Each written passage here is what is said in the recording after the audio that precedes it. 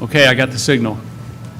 Good morning and welcome to the Unitarian Universalist Fellowship of Wayne County.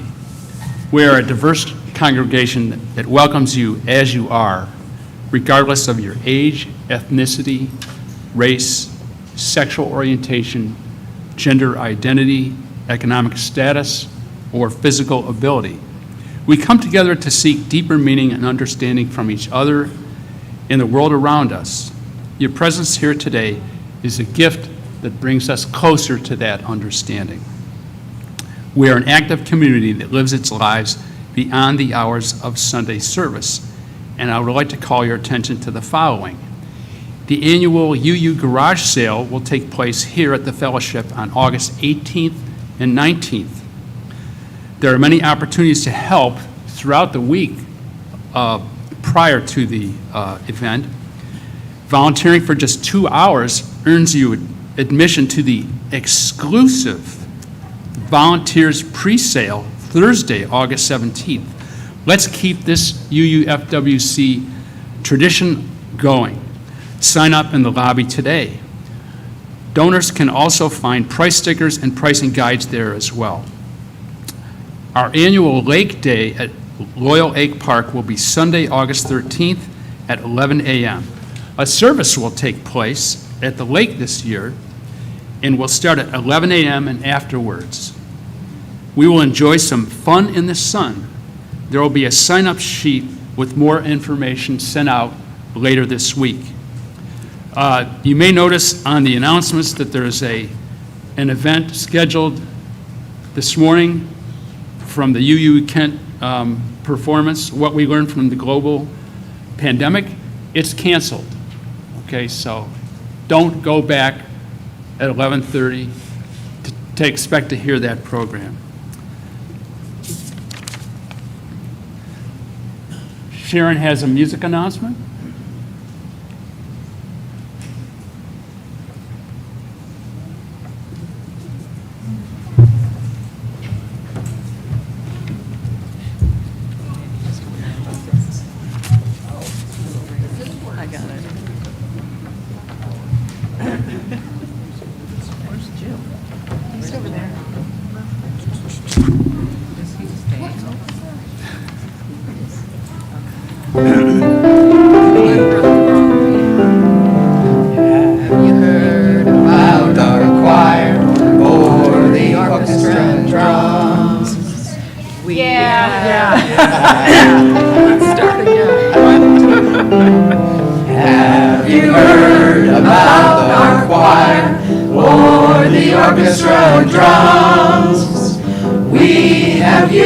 And great guitars, and it's open to everyone.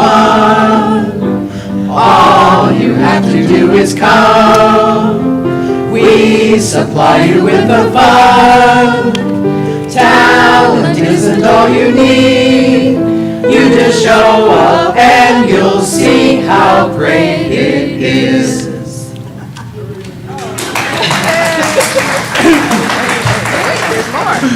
Interested in the music program, come to our kickoff August 5th. And if you have any questions, see any one of us. Okay, thank you. If you'd like more information about our activities, please feel free to ask Karen Skubik, our membership coordinator, after this service. Thank you. What a hard act to follow. We always like to give our visitors an opportunity to introduce themselves if they'd like, and I usually try to catch them before the service to let them know that I'm going to give them that opportunity. That way we know who's a visitor and we can chat with you after the service. We have coffee, and I know we have some visitors today. Do any of our visitors, first time, second time, whatever, or visiting with someone, want to introduce themselves or someone they're with? Anybody?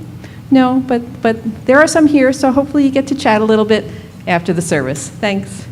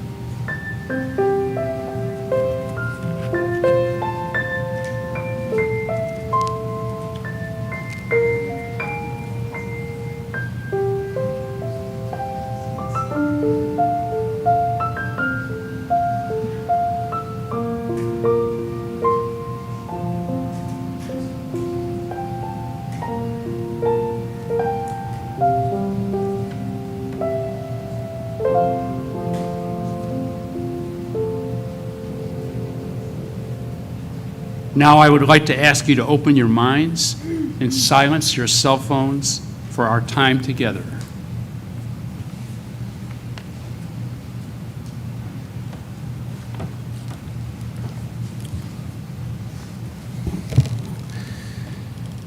Today's chalice lighting will be a reading from a poem by Rainer Maria Rilke called Go to the Limits of Your Longing.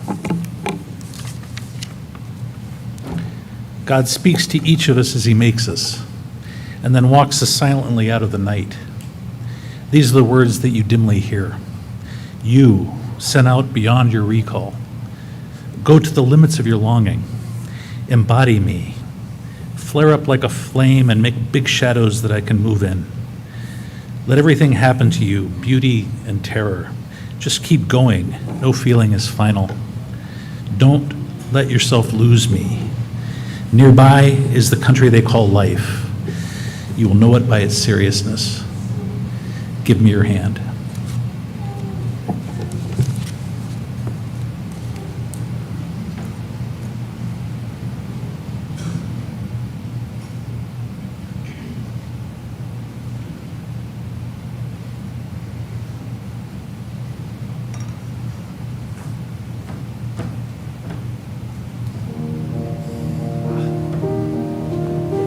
Now we're going to sing.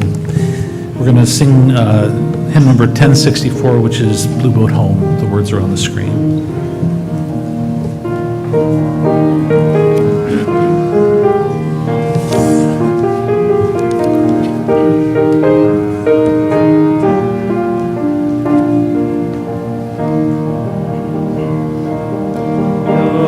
Below me I feel no motion, standing on these mountains and plains, far away from the rolling ocean, still my dry land heart can say, I've been sailing all my life now, never harbor or port have I known. The wide universe is the ocean I travel, and the earth is my blue boat home. Sun my sail and moon my rudder, as I ply the starry sea, leaning over the edge in wonder, casting questions into the deep, drifting here with my ship's companions, all we kindred pilgrim souls, making our way by the lights of the heavens in our beautiful blue boat home. I give thanks to the waves upholding me, hail the great winds urging me on, greet the infinite sea before me, sing the sky my sailor's song. I was born upon the fathoms, never harbor or port have I known. The wide universe is the ocean I travel, and the earth is my blue boat home.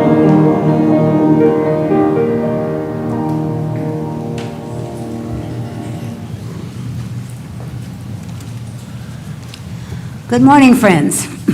For our meditation blessing, I need your active participation. Will you please put your hands in the air and join them together with the fingers, interlace them, keep your fingers straight. Now, we're not going to do, here's the church, here's the steeple, open the door and see the people. Okay, all ready? Okay. Now, pull them apart as we unplug our minds from all compulsive busyness and make a strong fist. and open it gently. Then slowly loosen it as we unclench the brain from any anxiety. Finally, take a deep breath and release it slowly to relax, settling into the stillness.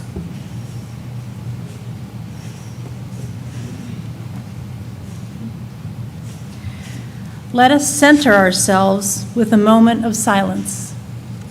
Contemplate that which may still be weighing heavily on your hearts, or contemplate those things that bring you joy. Let us open our minds and hearts to the place of quiet, to the silent prayer for the healing of pain and the soft, gentle coming of love. Close your eyes if you wish. Relax. Breathe in and breathe out.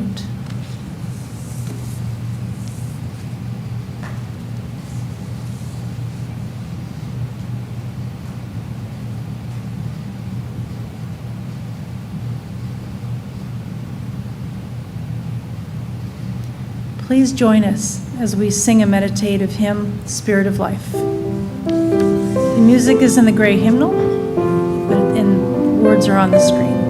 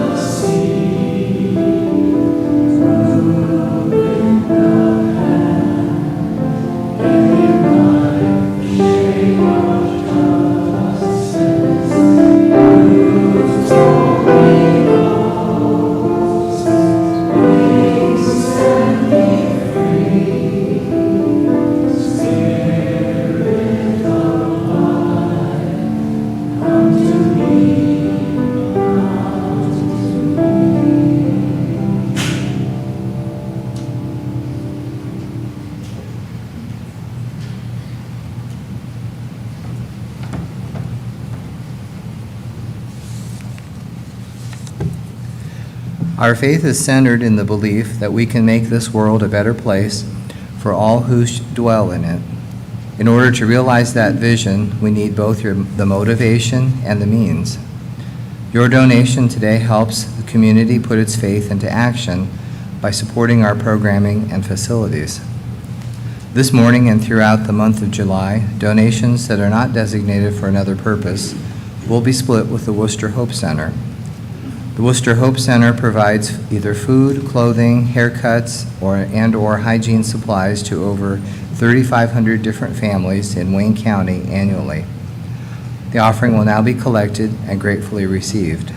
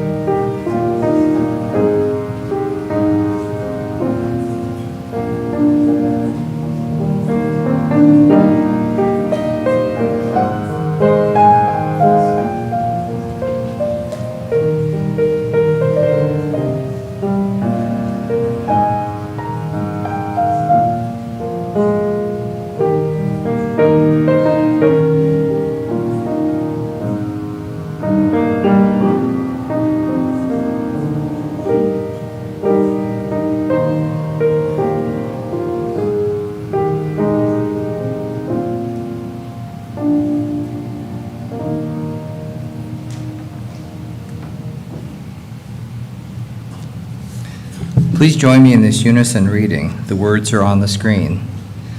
Let us be grateful when we are able to give, for many do not have that privilege. Let us be grateful for those who share our gifts with us, for we are enriched by their giving. Let us be grateful even for our needs, so that we may learn from the generosity of others.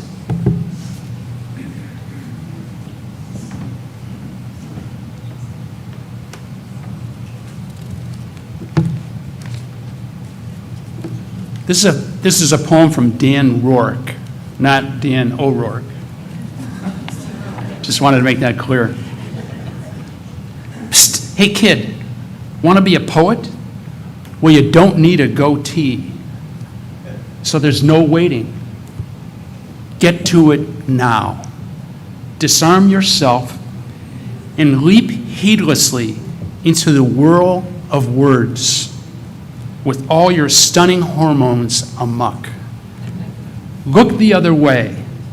Kick over rocks. Ignite all tethers. Insist on gray. See the space displaced by mere things. Push away all pole signs. Read to write. And cry out to laugh. Drink lots of water and don't smoke. And always, always carry a pen. Paper is superfluous. You can always write on hands, walls, clouds, and the eyes of others. Believe or not in whatever, but trust that the next poem will always be your best.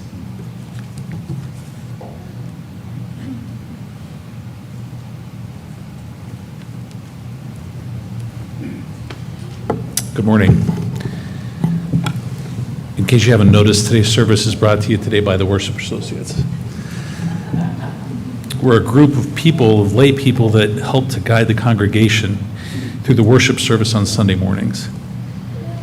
In that role, we're invited to share with the congregation our own spiritual journey, our search for meaning, as we interpret the readings for the service and even share in the week's announcements. So why do the Worship Associates do a poetry service? A central practice to all of the spiritual traditions is to attempt to be alive in the present moment. We often practice it here on Sunday mornings, as we did today. We're called to bring our attention to our breath, our feet on the floor, keeping our back straight, to be intentional with our attention. I think a poem is an invitation, a tool to deepen our understanding and find meaning in our lives.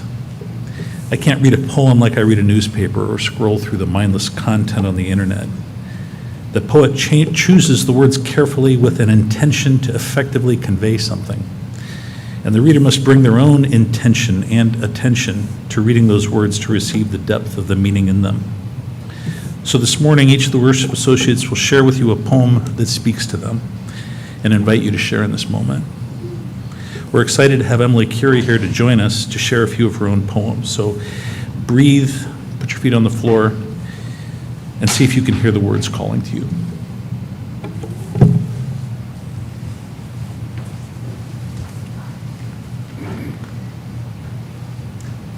Hello again. I'm beginning with a poem by Archibald MacLeish, so I can read my version of it afterwards. Ars Poetica. A poem should be palpable and mute as a globed fruit, dumb as old medallions to the thumb, silent as a sleeve-worn stone of casement ledges where the moss has grown.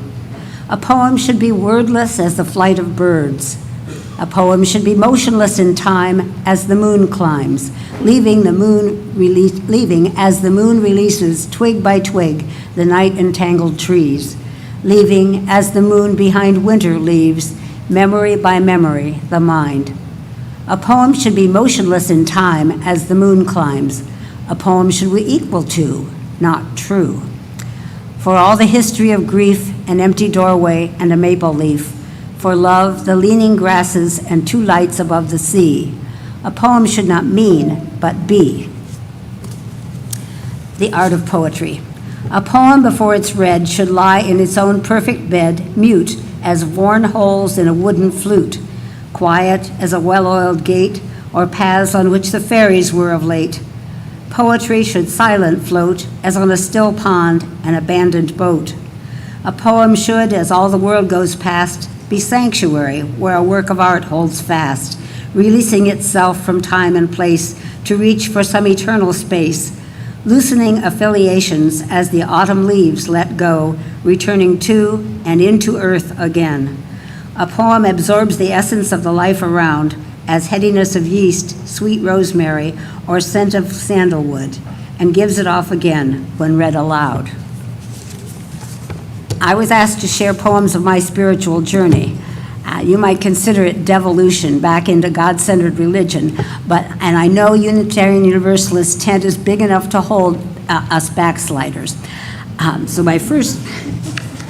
been going part of the time, I have to confess, to the UCC Church, United Church of Christ in Orville. It's the only liberal church in town, and I just love their Sean's organ.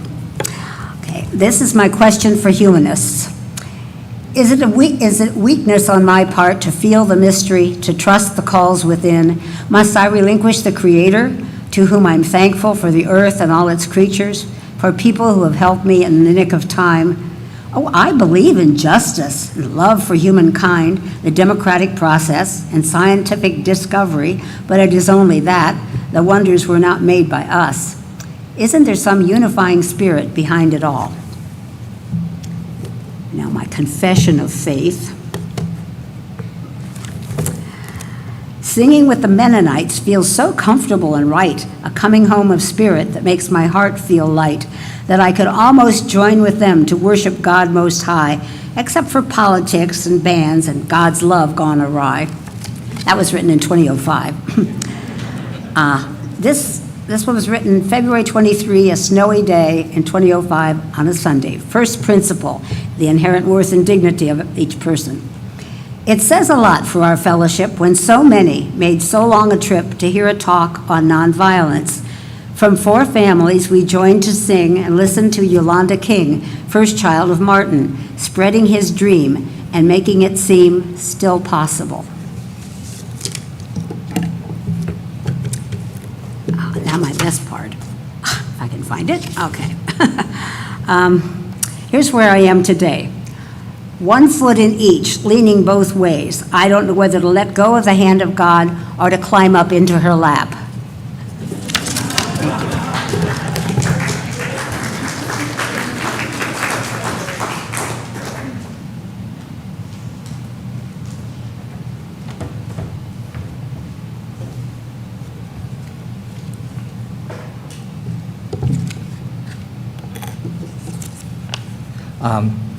I picked a poem, Don't Quit. It's credited to 2 different persons, Edgar Guest and John Greenleaf Whittier. I wasn't clear which was really the author, but I liked it because it's positive, absolutely positive. When things go wrong, as they sometimes will, when the road you're trudging seems all uphill, when the funds are low and debts are high, and you want to smile, but you have to sigh. When care is pressing you down a bit, rest if you must, but don't you quit. Life is queer with its twists and turns, as every one of us sometimes learns, and many a fellow turns about when he may have won had he stuck it out. Don't give up though the pace seems slow. You may succeed with another blow. Often the goal is nearer than it seems. To a faint and faltering man, often the struggler has given up when he might have captured the victor's cup. And he learned too late when the night came down how close he was to the golden crown. Success is failure turned inside out, the silver tint of the clouds of doubt. And when you never can tell how close you are, it may be near when it seems afar.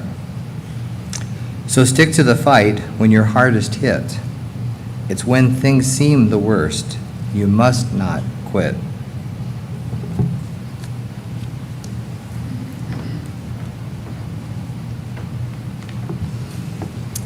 All the poems that I share with you today are by Rick Maston. Rick Maston was a UU minister from Big Sur, California, and he was a friend of our family's.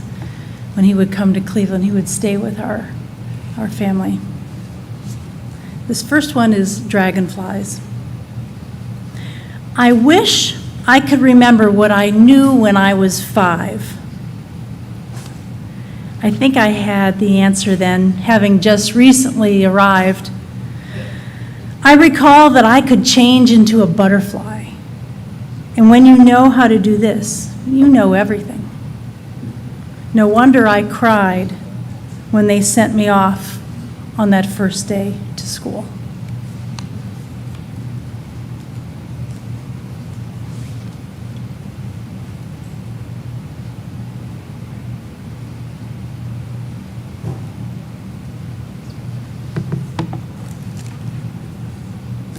This is another poem by Dan Work. And my apologies to anybody who has ever driven a school bus, because this is from the perspective of a young, smart aleck kid on the bus. I'm bouncing in the back seat, waiting for that big bump. Candy wrappers on the floor. Tootsie Pop, cherry red, riding the school bus. The long yellow school bus. And you can't stop us, because you got to stop yourself. It's the law, and we know it. Riding the school bus, the long yellow school bus. Me and all my friends, we're laughing at the little kids, we're laughing with the girls. Big bus driver looking in his mirror, riding the school bus, the long yellow school bus, bouncing in the back seat, waiting for that big bump, hit my head on the ceiling, giving you dirty looks out the back window. And you can't stop us, because you got to stop yourself. It's the law. And we know it.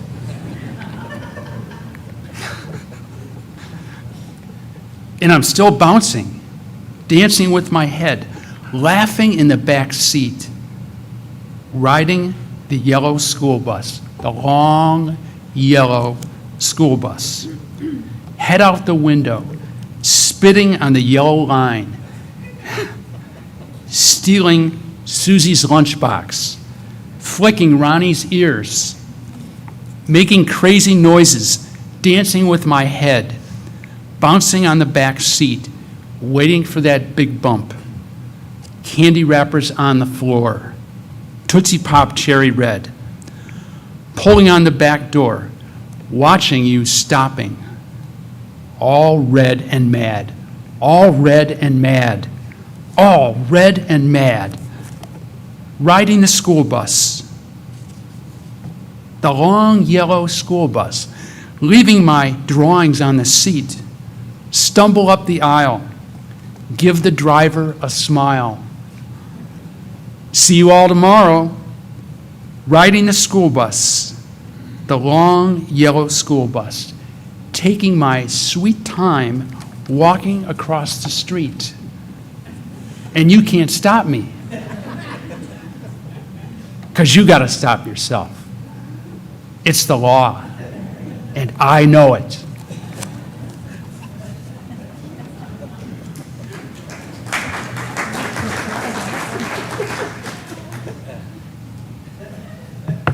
Okay, so we have the kids at school now. This poem is called The Way to Teach. And so he let them have their games until the tide was fully out. And when it was, he came upon the rocky beach, a maypole of a man among the shouting children, and bending down beside a magic pool, peering in, he waited until a ring of faces gathered at the edge of his attention.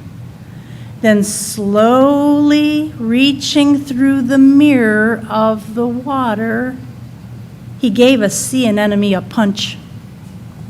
Who did what sea anemones will do, quickly folding in on what should have been its lunch. Wow, he said, eyes popping.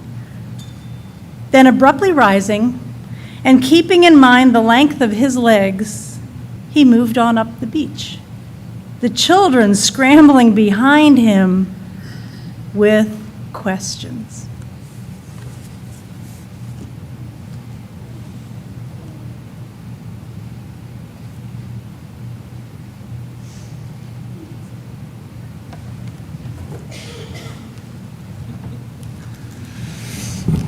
My mother loved poetry, and she was a member of the poetry club with Emily Curie back in Orville, back in the day. And I remember when I was a little boy, about the age of these fellows over here, my mother would recite this poem to us, and I think it's a poem about delight. I don't remember who it's by. It's called Antonio. Antonio was tired of living aloneo. And he thought he would wed. I'm sorry, let me start that again. Antonio was tired of living aloneo, and he thought he would woo Miss Lissamy Lucy Malonio. Antonio rode off on his polo ponyo, and he found the fair maid in a bowery shade, a-sitting and knitting aloneo. Antonio said, "If you will be my onio, I will love you true, and I will buy for you an icery creamery conio." Antonio heard, "Oh, nonio, Antonio, you are far too bleak and bonio. And all that I wish, you singular fish, is that you would quickly be gonio." Antonio rode off on his polo ponyo, and he ran off and hid, or I'm told that he did, in the Antarctical zonio.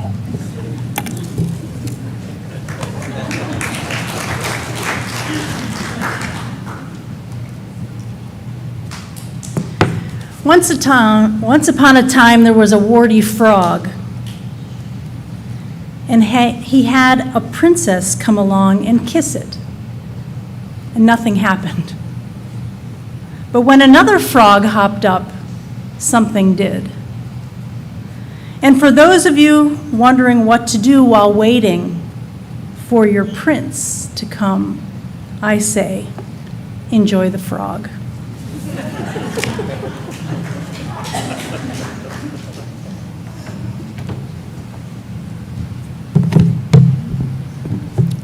My family and I love many of Shel Silverstein's poems from Where the Sidewalk Ends.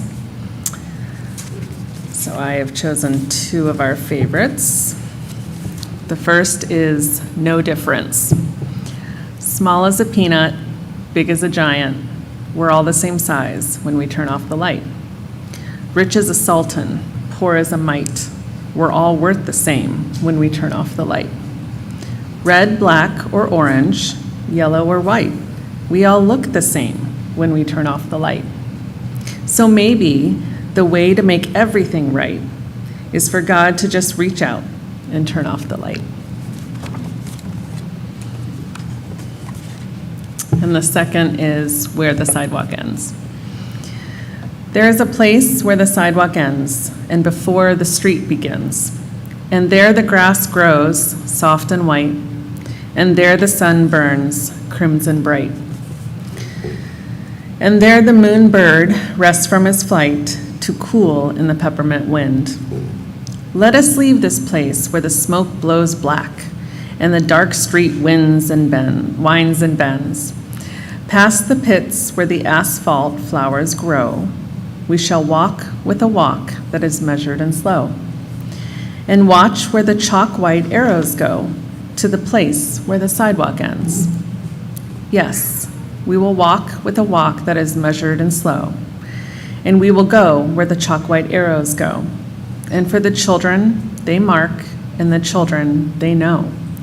to the place where the sidewalk ends.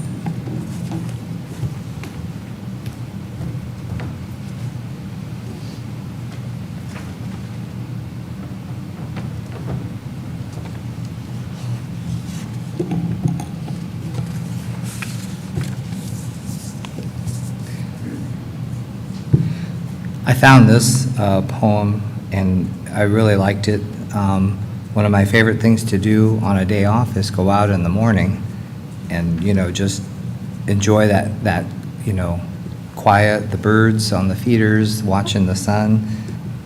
And so anyway, this one spoke to me in that regard. It's by Max Ehrman. It's called The Dawn. One morn I rose and looked upon the world. Have I been blind until this hour? I said. O'er every trembling leaf the sun had spread and was like golden tapestry unfurled. And as the moments passed, more light was hurled upon the drinking earth, athirst for light. And I, beholding all this wondrous sight, cried out aloud, Great Spirit, I love thy world. And since that waking, often I drink deep, the joy of dawn and peace abides with me. And though I know that I shall see dark fear with withered hand approach my sleep, more sure am I when lonely night shall flee, at the dawn the sun will be good cheer to me.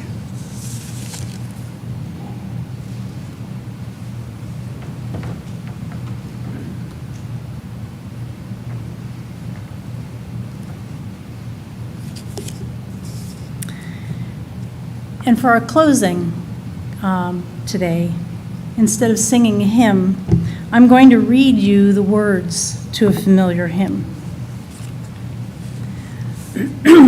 Let it be a dance we do. May I have this dance with you? Through the good times and the bad times too, let it be a dance. Let a dancing song be heard, play the music, say the words, and fill the sky with sailing birds, and let it be a dance. Learn to follow, learn to lead, fill the rhythm, fill the need. To reap the harvest, first plant the seed, and then let it be a dance. Everybody turn and spin, let your body learn to bend, and like a willow with the wind, let it be a dance. A child is born, and the old must die, a time for joy, a time to cry. Take it as it passes by, and let it be a dance. The morning star comes out at night. Without the dark, there cannot be light. And if nothing is wrong, then nothing is right. So let it be a dance. Let the sun shine, let it rain. Share the laughter, bear the pain, and round we go again, so let it be a dance.